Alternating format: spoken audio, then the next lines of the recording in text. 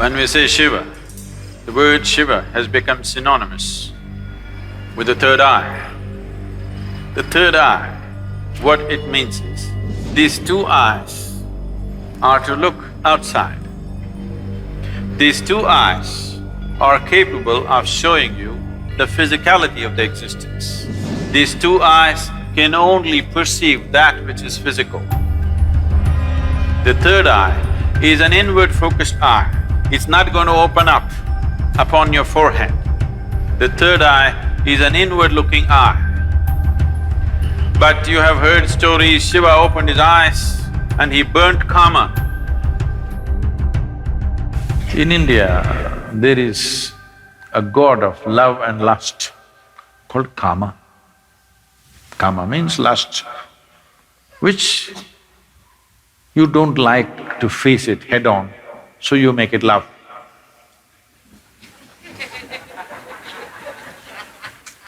Because you need some aesthetic to it.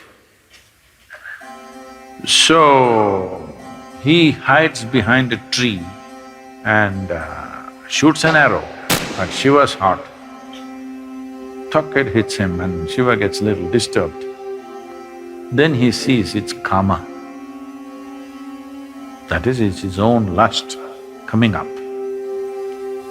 Then he opened up his third eye, a fiery eye, and burnt Kama. He was hiding behind the tree, but he was burnt into ashes. Then Shiva took the ashes of this burnt Kama and smeared himself. That I have put these things to rest for good. That is the general story told to the people.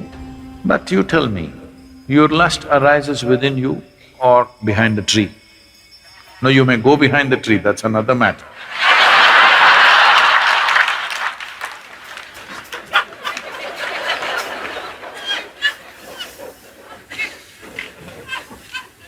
But where does it arise? Within you. Desire is not hanging outside. It is not because a beautiful woman or a beautiful man is sitting there, your desire comes. Because the desire, the karma is within you. So he opened his third eye and burned the karma within himself, not the one who is standing outside. Because he never ever stood outside. Please look at this and see. Your lustfulness, your desiring nature never ever stood outside, it only stood inside. So he opened his third eye, not this way, inward.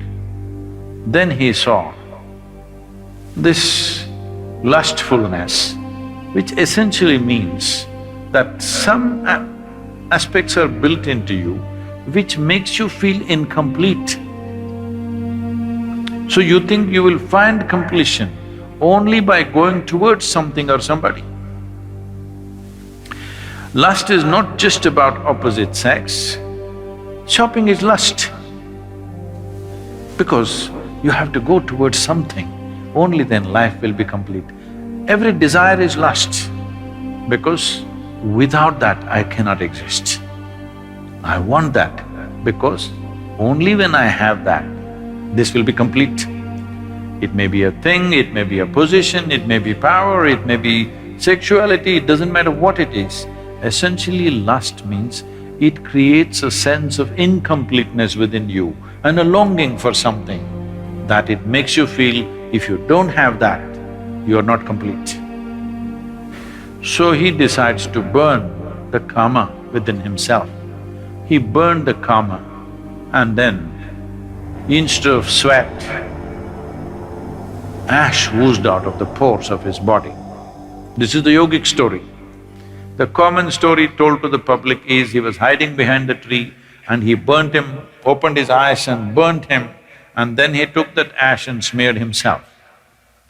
The yogic dimension of the story is Kama arose within him, he opened his third eye, burnt him, and then ash slowly oozed out of his body, clearly showing him everything is laid to rest. Everything that you know as yourself should die. When I say death, It's not the physical death which is a problem. The question is losing everything that you know as myself right now, your personality, your identity. Once you learn to be an individual beyond physiological and psychological formats, that means you're for good. This is what living death means.